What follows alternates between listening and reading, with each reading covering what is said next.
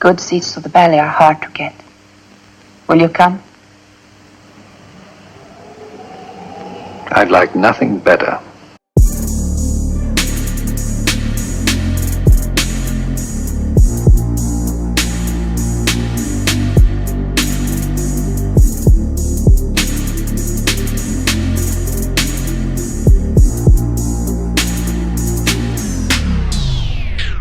If you love listening to this show, please consider giving a rating and a review on Amazon Alexa or wherever you listen. We want to continue bringing you this amazing content, and part of our ability to do that means that we need a big audience. Now, it may not seem like much, but rating and reviewing the show will help more people find us, just like how you found this show. Simply on any podcast platform, search for our show, scroll down to the bottom, and push 5 stars. It's that easy. Thanks for supporting the show.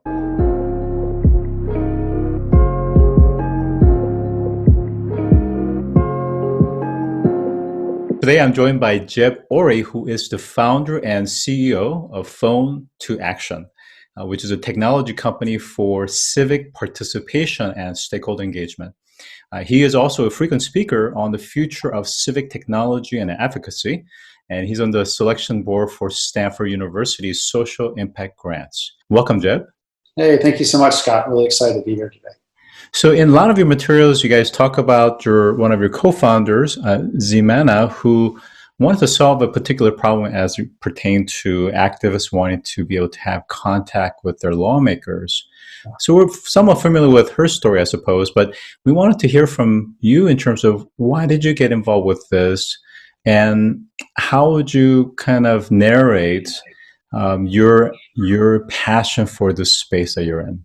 That's a great question, and I'm really happy to share it. So growing up, I was always a political nerd, always interested in what was happening, and always would read the newspaper. I grew up in Dallas, Texas. And when I had an opportunity to go to college, I went to Stanford. I was very fortunate to get to go out to the West Coast. And I got exposed to a wide variety of thoughts and ideas. And early on in my career there, I decided I wanted to study international policy. So there's a great international relations major that I had a chance to do. And that exposed me to a lot of different countries and operating systems and types of government. And as part of that, I realized that there was an opportunity to travel a lot. And there are a lot of opportunities that are there, in the university if you take advantage of them. So an opportunity to go to South Africa, which is a place I've been obsessed with for years. And I was down there during the UN conference against racism. And this was, to date myself a little bit, but way back in 2001. And like many people of that generation, I was actually overseas during 9/11, during September 11th.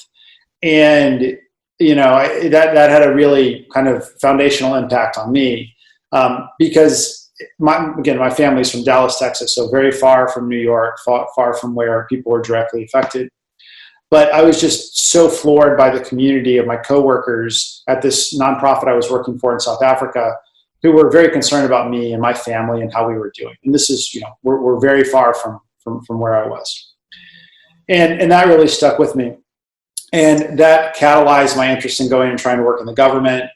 So I was able to go do an internship right from there. So my sophomore year, then junior year, I went to the Senate and worked in the subcommittee on international security. And I got exposed to government.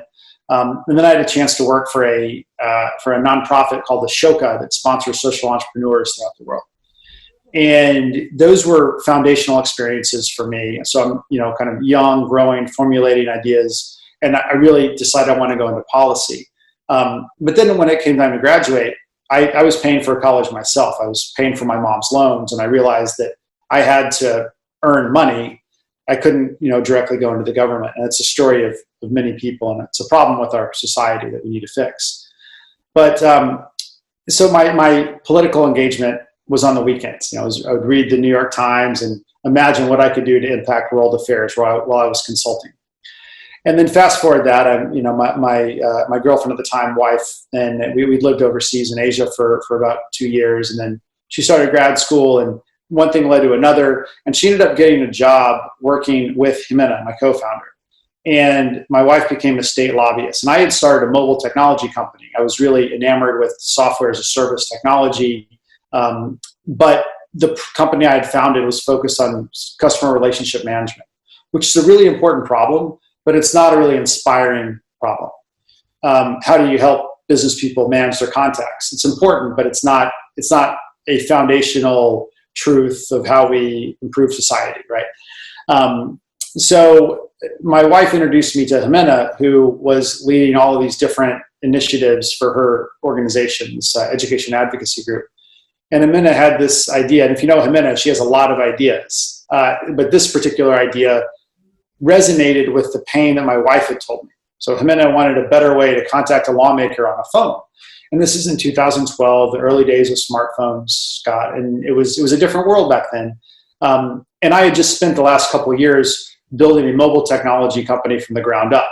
And we were a B2C, B2 prosumer company. So we were trying to sell software to real estate agents and insurance agents. And it was something that was a mismatch for my interests. But nonetheless, I learned a tremendous amount. So in the process of meeting Ximena, she explained this idea. I drew a wireframe and I gave it to her because I was still involved in the other business.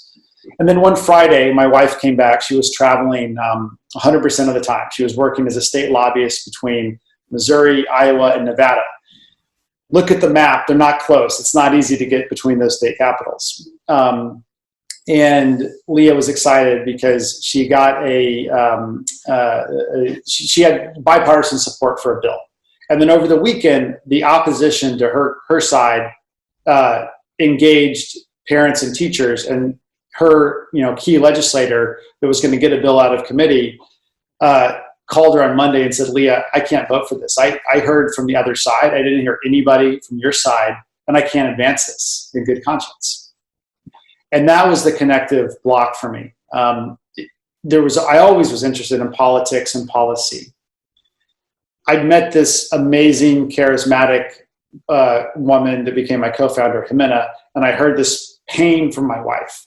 And I've learned in life that if you get really smart, disparate people that have the same problem and they don't have a solution, that may mean there's something there. And that's kind of how the original interest that I had in the company came, because I was able to connect the dots, see Ximena's problem come to life. And I realized that the body of what I was interested in when I was younger could be realized by building a company at this intersection of politics and technology. Well, thank you for providing us an overview of that, because I think, I think a lot of those elements that led to Phone2Action, I think it was already there. And you really brought up a great point, which is I think many of us tend to do our passions or things that's really meaningful on the weekend or the evenings. So I think Phone2Action is really allowing for these grassroots opportunities to magnify itself, to really have a huge impact. So if we get into some of the more specifics here, and again, we're kind of constrained by time, so if you could limit your response to 30 seconds or less. What is Phone2Action specifically, and how is it different from other organizations such as Global Citizen and other advocacy platforms? Great question. So we are a software as a service company. And so we provide software to organizations that want to use it to create and run public policy campaigns.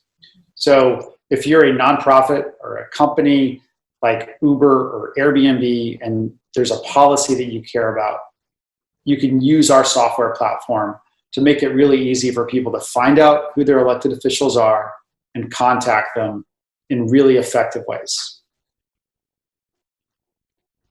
And how is that different from, like I said, Global Citizen that also allows for people to be able to send messages to their elected officials?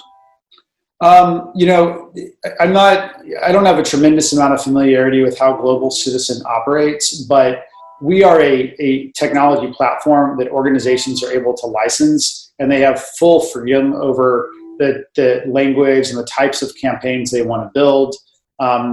And now 25% of all the messages that go to the US Congress go through Phone2Action.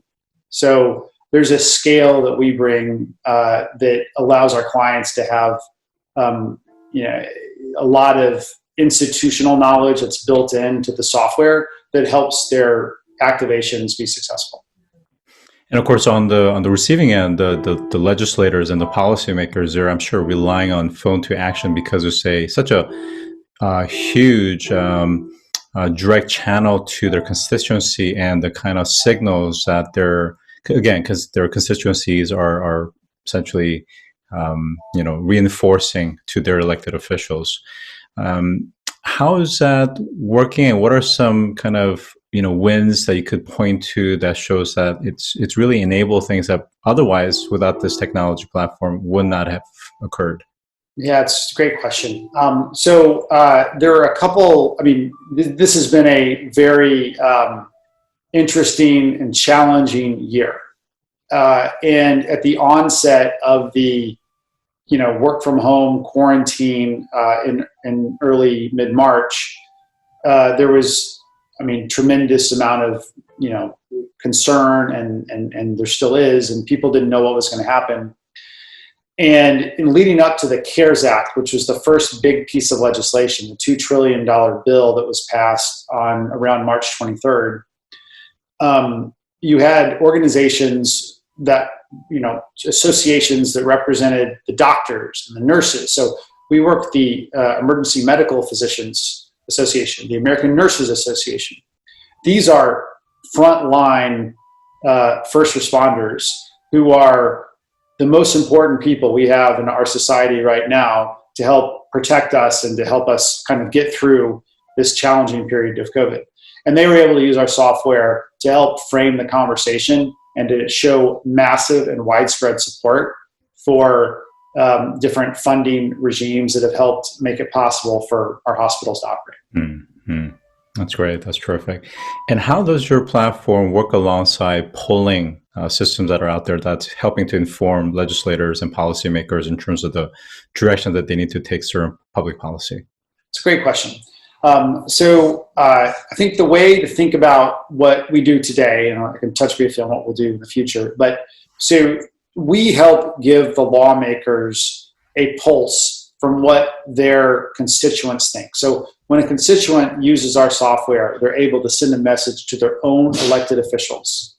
And they're able to tell those elected officials how they feel about a bill or a law or a policy. And they're able to customize those messages and put their heart and their soul and their personal perspectives and opinions into them, which is what lawmakers really want to hear. They want to hear that story. They want to hear why something matters. So in some way, we are the anecdotal complement to the poll, because the poll is something that is done by a third party that, in most cases, and that returns, hey, 37% of people think this or that. But then there's always this gap between what a poll says and what people are actually hearing from their constituents. And it's ultimately those constituent communications that help the lawmakers make policy. Yeah, that's really interesting, because now you're actually putting actual stories and people's faces and emojis to it that YouGov would really have just simply tabulated the results. Now, of course, on the receiving end, it's really the analyst, right? It's the interns and analysts that's reviewing it. Does some of these stories actually do, in fact, percolate to the actual politicians or the legislators? Absolutely. And it's usually the ones that are the most striking, the most poignant.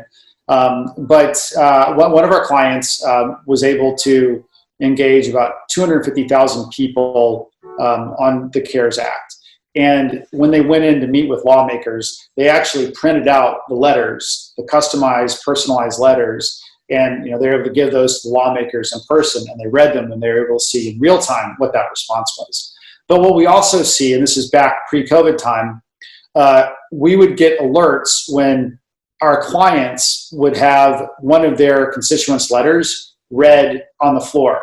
So we were able to see a video in the beginning of this year of Senator Durbin reading a letter from from an advocate who suffers from cystic fibrosis, and they had used our technology to send a message, and that message got read on the floor by a U.S. senator. And the way that the algorithms within the offices work is that if a letter has been customized and personalized, it kind of bubbles to the top. So what we spend a lot of time thinking about is how we can use technology to make it easier for people to want to share their story. So you move people from kind of an early low engagement period to a much more meaningful engagement period where they're sharing a personal anecdote or a story that a legislative coordinator or an intern reads and then flags for the chief of staff, who then would liaise and give it to the member. Yeah, that's very, very interesting, because at the end of the day, we're talking about storytelling. It's the emotional triggers, and that's really what politics is all about. And of course, these stories are just such valuable, really ammunition for these politicians to be able to move forward with the agenda that they have. I'm curious, because you're really dealing with a lot of structured but also unstructured data potentially, right? So can you go a little bit deeper into the technology in terms of what are you using? Are you using NLP capabilities? How are you assigning certain things? Is there sentiment analysis, effective computing, and so forth? Yeah, it's a great question, and I'll talk to you about where we are, but especially where we're going. And part of our vision for the future is that the data that we're sitting on is something that we want to use to help inform democracy. And as a B2B company, our clients own the data. That's very important in our contract with them. But we retain the ability to use it in an anonymized and aggregated fashion. So we have a vision of where we will eventually have, in the next 3 years, 75% of all the messages that go to lawmakers. And once we have a high market share like that, we're going to be able to take that data, use sentiment analysis, and to be able to create essentially like a global real-time scorecard that says constituents in Texas State House X or New York House District Y, 47% of them care about this issue, and they want you to vote yes on this. 53% say no, and then this becomes a public repository that media can go to, that lawmakers can go to. So when you talk about polling, this fundamentally changes how polling is done, or actually able to use advocacy and citizen engagement as a real-time proxy for polling. And all of that would rely on advanced data analysis and natural language processing. So in a way, playing some of the roles that maybe a traditional lobbying entity would have done, because you're still, at the end of the day, a tool for businesses or organizations. So how are you guys kind of overlapping with lobbying activities? It's a great question. And the answer is probably somewhat dependent on who you talk to.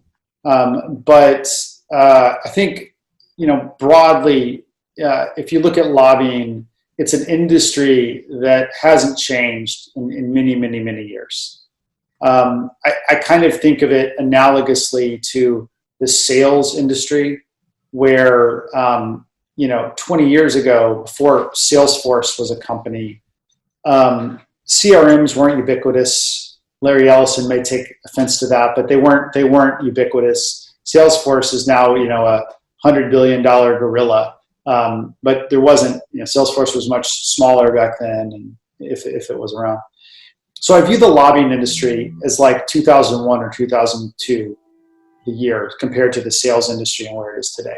So we're at the early 8 stages of lobbyists starting to realize that they can use technology to make their jobs better. But a flip side of that is that there's more scrutiny than ever on lobbying. And there's a lot of questions about what happens behind those closed doors.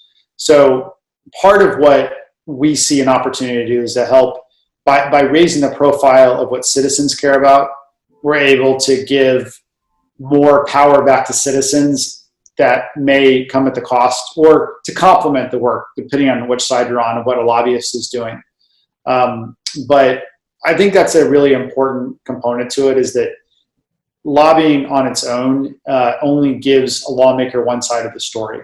It's really important for them to hear what their constituents also think about it, because that lets them actually connect the dots. otherwise, the special interests may have too much of a say in a decision.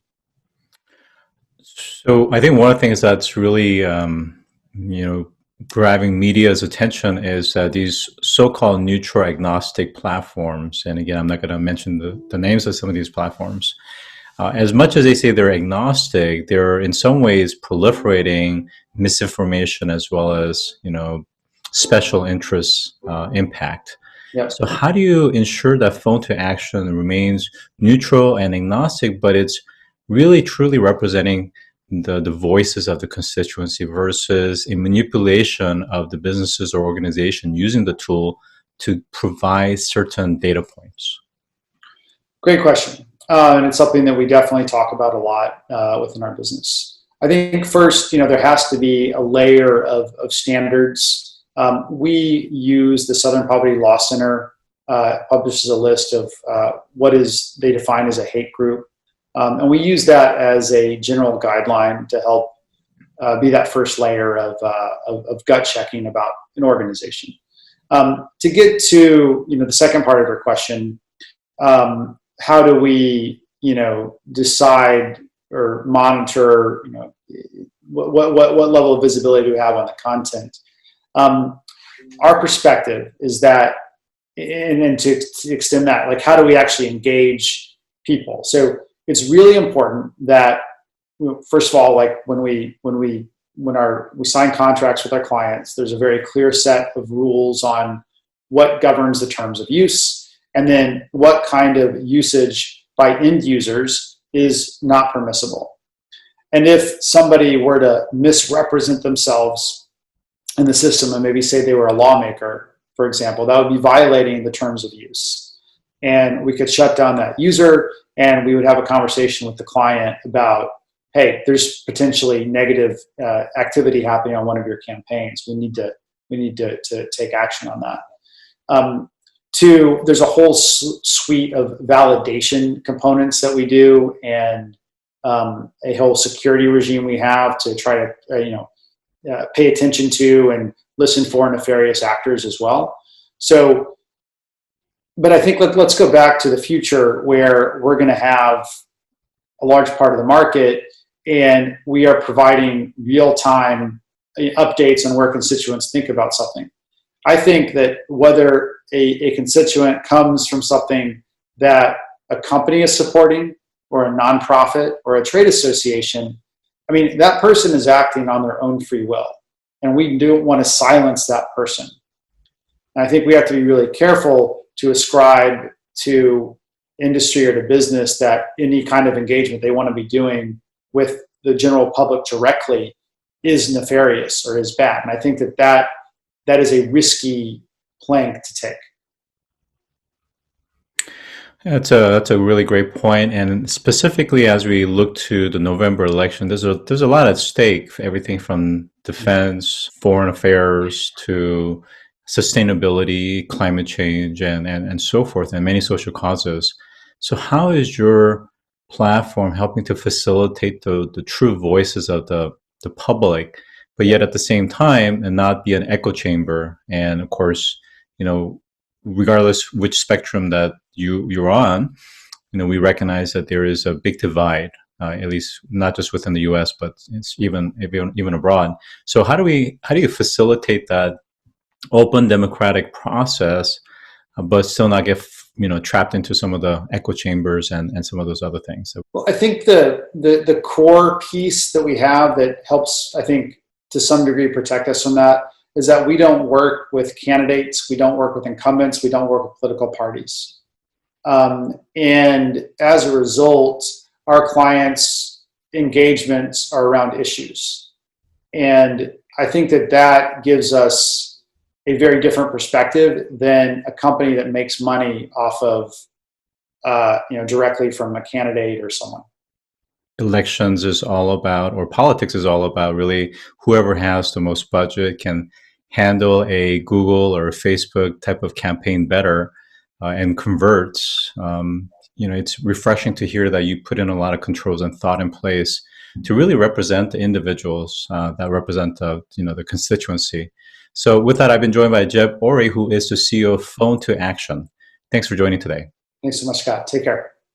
If you've enjoyed this episode, take a moment to rate our show on any podcast platform that you listen to. Scroll down to the bottom and push 5 stars. It's that easy. And as always, thanks for listening.